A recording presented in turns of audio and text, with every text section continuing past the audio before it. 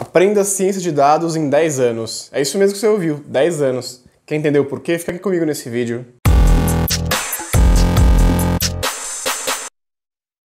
Oi pessoal, aqui é o Rafa. Claro que o título desse vídeo é uma grande provocação e uma inspiração num outro trabalho, né, muito famoso, de um programador muito famoso, que é esse cara que está aparecendo aqui do lado, que é o Peter Norvig. Esse cara, hoje ele é diretor de pesquisa no Google e ele desenvolveu uma carreira de sucesso, né, com programação, com tecnologia, e eu acredito que vocês podem não conhecer ele, mas se você está na área de IA, na área de data science, certamente você já viu esse livro aqui.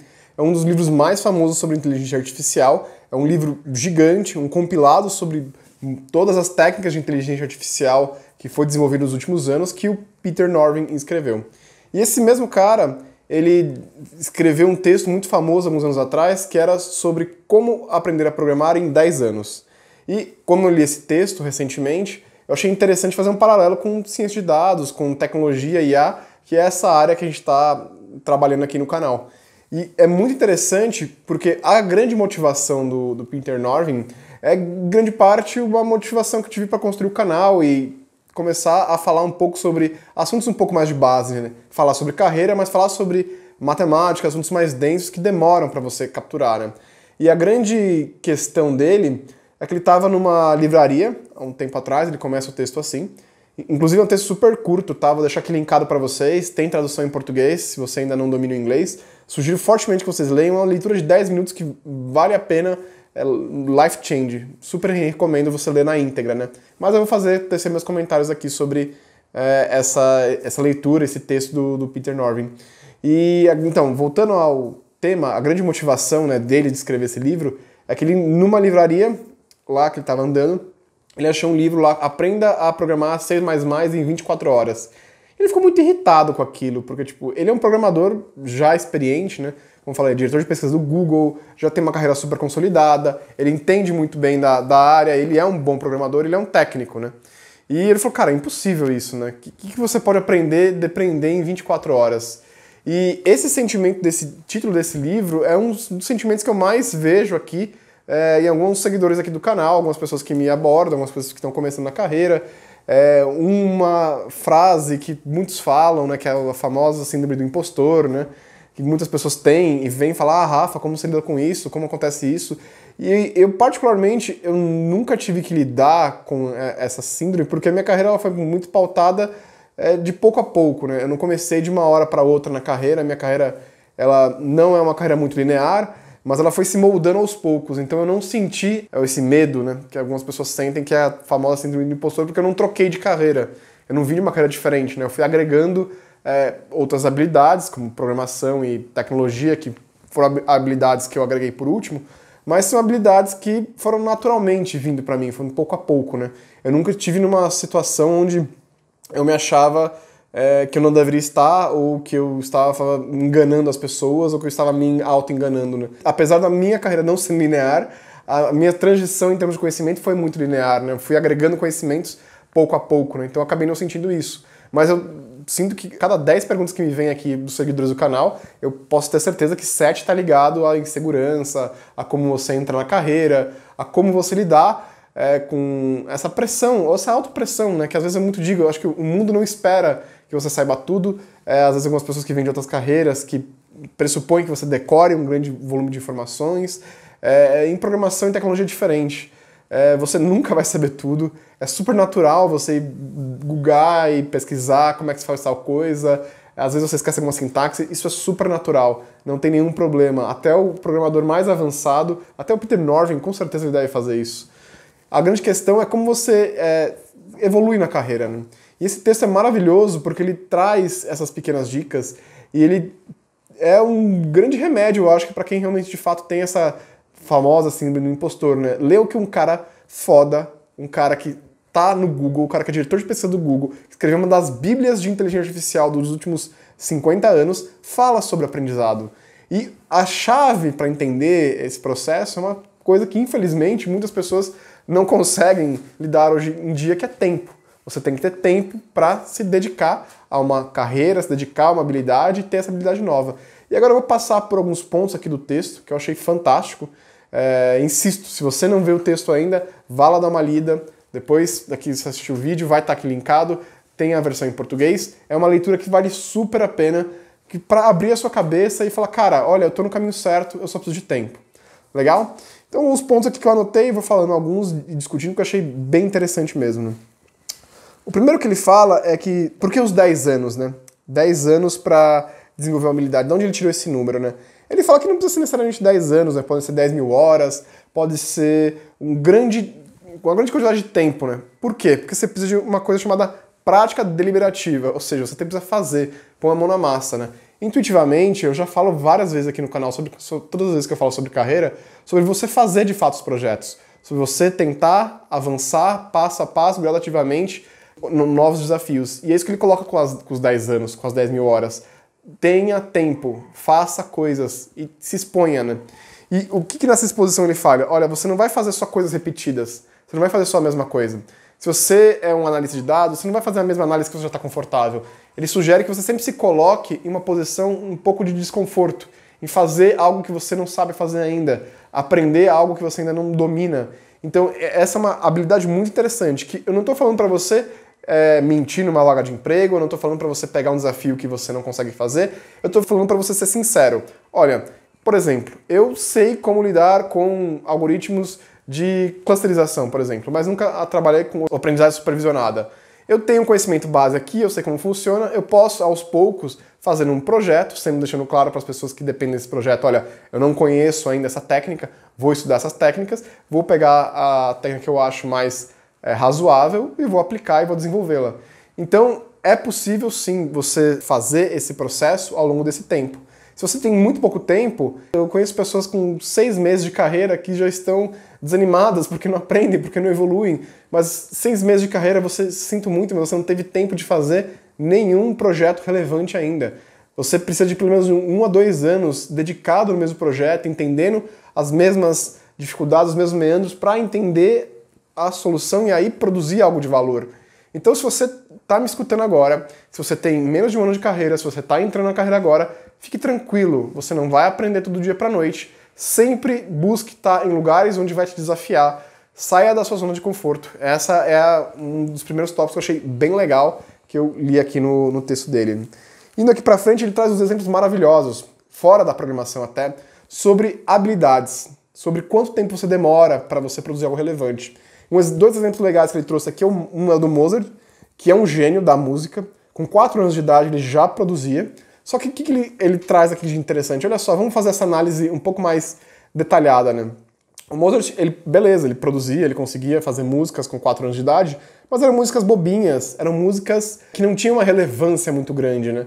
Ele conseguiu produzir de fato algo relevante para a humanidade, uma ópera, uma música de primeira classe, como ele diz no texto, depois de 13 anos de dedicação, 13 anos fazendo aquela coisa muito tempo, todos os dias.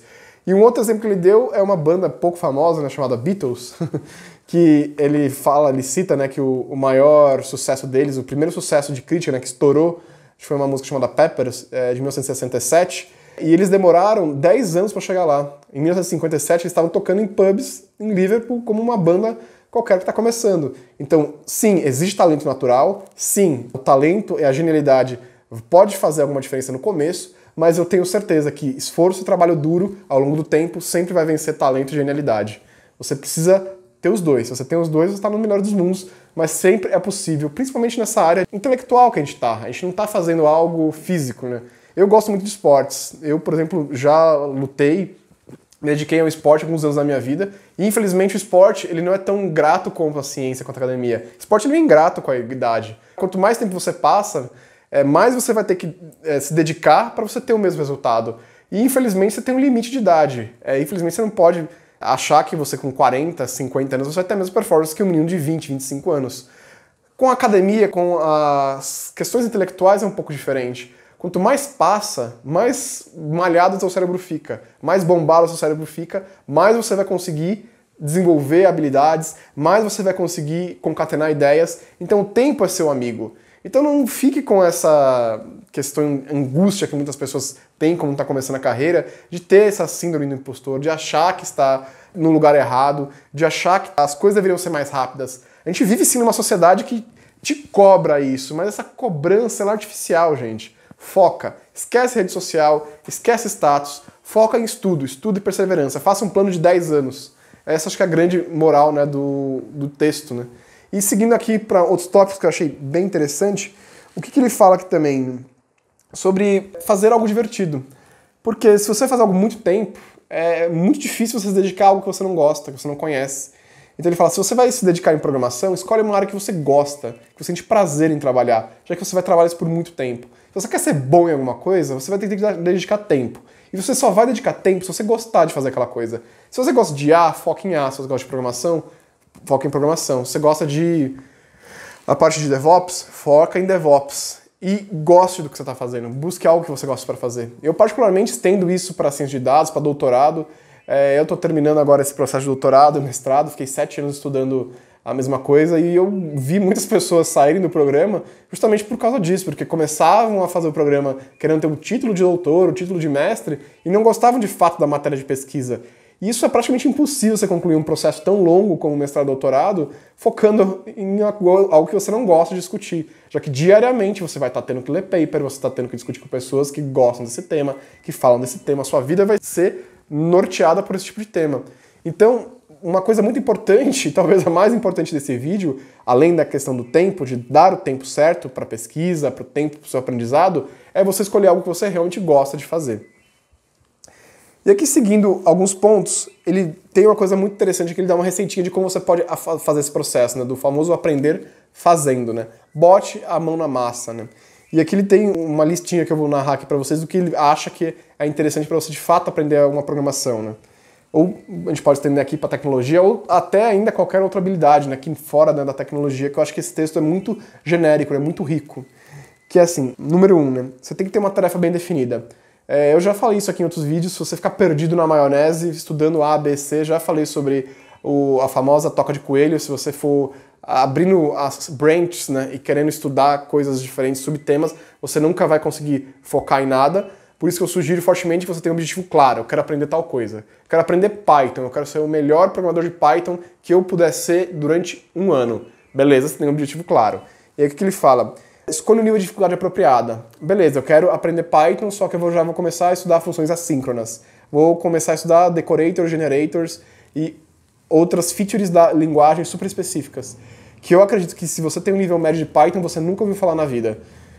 Putz, cara, você vai simplesmente se frustrar. Por quê? Porque você está no nível acima. Não confunda o primeiro conselho, que é você estar fora da sua zona de conforto, com você querer fazer coisa acima do seu nível, você não começar pela base. Aqui no canal, se vocês me acompanham há algum tempo, eu sempre falo muito isso. Matemática e a programação é questão de base. Você tem que entender a base, o fundamento, para aí entender o que está acontecendo no alto nível. É possível que você comece do alto nível e desça? Super possível. Particularmente eu acho mais complicado. Você vai ter que acreditar em algumas coisas que são muito etéreas, você não sabe como as coisas estão acontecendo de fato. Mas é possível. Essa é a dica principal, acredito, desse vídeo. E seguindo aqui que ele fala, que você busque feedbacks interativos. O que significa feedbacks interativos? Não fique sozinho, né? Programe com outras pessoas, programe com programadores sêniores, busque um cientista de dados mais sênior. Na academia, a gente tem o privilégio de ter um orientador, que é um professor que já tem muito tempo de experiência, que já publica naquela área, que já pesquisa naquela área, e esse orientador vai falar se você está no caminho certo ou errado da pesquisa. Vai te falar quais são os artigos mais interessantes para você ler, vai falar quais são as técnicas mais interessantes para você estudar, para você atacar determinado problema. Então é muito importante você ter pessoas sêniores te olhando, te corrigindo, né? E emendando já nesse último ponto, né? O último ponto que ele fala aqui é você ter oportunidades de você estar em projetos onde você é o programador mais sênior e onde você é o programador mais júnior, onde você é o pior e o melhor. Quando você for o melhor programador daquele grupo de programadores, você vai ter a oportunidade de ensinar para os outros. Você vai ter a oportunidade de exercitar essa habilidade que é muito importante de transmitir conhecimento. Você vai ser o líder e inspirar outras pessoas a ser igual a você. E quando você estiver num grupo onde você é o pior programador, você vai ter a oportunidade de aprender, você vai ter a oportunidade de adquirir mais conhecimento e assim evoluir na sua carreira. Então, esse para mim é um conselho fantástico, porque a gente às vezes acha e se cobra e querer colocar sempre numa posição de destaque, sempre tem que ser a pessoa mais preparada do momento. Não, gente, você existe momentos. Tem momentos que vocês são pessoas, somos seres humanos, tem momentos que você vai ser a pessoa mais experiente do ambiente, da sua equipe, tem momentos que você vai ser o aprendiz. E tá tudo bem. Tecnologia é uma área que desenvolve muito rápido. O conhecimento acumulado de hoje pode não ser útil amanhã e vice-versa. Então é natural você ter essas oscilações. O que diferencia um júnior do sênior, na minha opinião, é a velocidade de se adaptar e aprender. Um júnior vai chegar no mesmo estado do sênior, porém com mais tempo. Vai demorar mais tempo, vai bater mais cabeça, vai errar mais vezes. Enquanto o sênior com certeza vai errar, com certeza ele vai pesquisar no Google como fazer tal coisa, mas essa pesquisa e esse resultado vai vir em menor tempo. Essa, para mim, é a grande diferença. E aqui, seguindo alguns pontos, né, do trabalho dele, o que ele fala também é uma coisa que muita gente se assusta, muita gente não gosta de fazer, mas é importante, que é trabalhar em código de outras pessoas. É tentar entender, debugar o código e ver o raciocínio de outras pessoas. Código, às vezes, é uma coisa muito particular pessoal. Existem até IAs que conseguem olhar o código da pessoa e dizer que pessoa escreveu aquele código pelos padrões de escritas. É uma coisa fantástica quanto o código pode ser uma identidade pessoal, reflete suas escolhas, reflete a sua linha de aprendizado, como você aprendeu.